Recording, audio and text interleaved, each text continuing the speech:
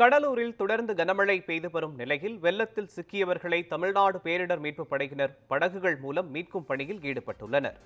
இதுகுறித்த கூடுதல் விவரங்களை செய்தியாளர் விவேக்குமார் வழங்க கேட்கலாம். விவேக்குமார், கடலூரில் மழையால் பாதிக்கப்பட்ட பகுதிகளில் வெள்ள நீர் சூழ்ந்துள்ளதால் மக்களை பேரிடர் மீட்புக் குழுவினர் மீட்டு வருகின்றனர். தொடர்பான விவரங்களை பதிவு பண்ணுங்க.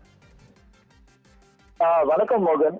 பென்சில் புயல் காரணமா கடலூர் மாவட்டத்துல நேற்று பிற்பகல் முதலேயே கிட்டத்தட்ட 12 மணி நேரத்திற்கும் மேலாக தொடர் கனமழை பெய்து வருகிறது. இதனால் கடலூர் மாவட்டம் மிகுந்த பாதிப்புக்குள்ளாகி என்றதை சொல்ல முடியும். கடலூர் மாவட்டத்தை பொறுத்த வரைக்கும் கடலூர் மாநகராட்சிக்கு உட்பட்ட பல்வேறு பகுதிகளில் மழைநீர் புகுந்துள்ளது. அதே போன்று கடலூர் மாவட்டம் பண்ருட்டி அதனை சுற்றியுள்ள பகுதிகளிலும் பல்வேறு இடங்கள்ல மழைநீர் குடியிருப்புகள் புகுந்து பொதுமக்கள் மிகுந்த பாதிப்புக்குள்ளாகியுள்ளனர். இந்நிலையில கடலூர் மாவட்டத்துல கடந்த 24 மணி நேரத்துல மட்டும் பாத்தீங்கன்னா 22 சென்டிமீட்டர் மழை பதிவாகியுள்ளது.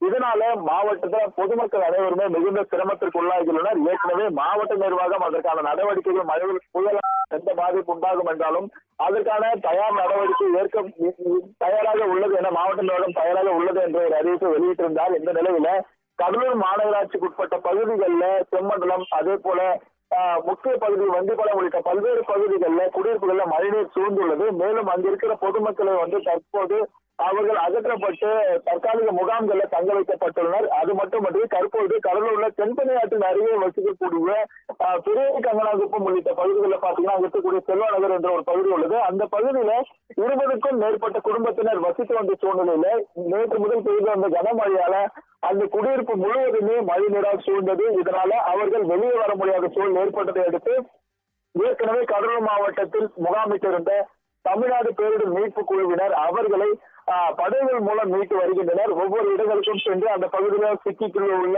பொதுமக்கள் அவங்களை படகு மூலமாக மீட்கும் பணியில் ஈடுபட்டுள்ளனர்.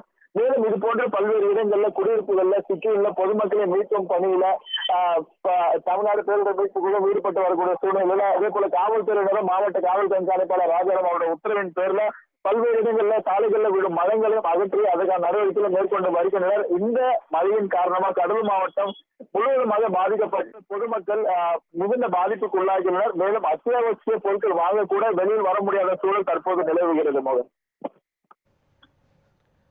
விவரங்களுக்கு நன்றி விவேக்குமார்.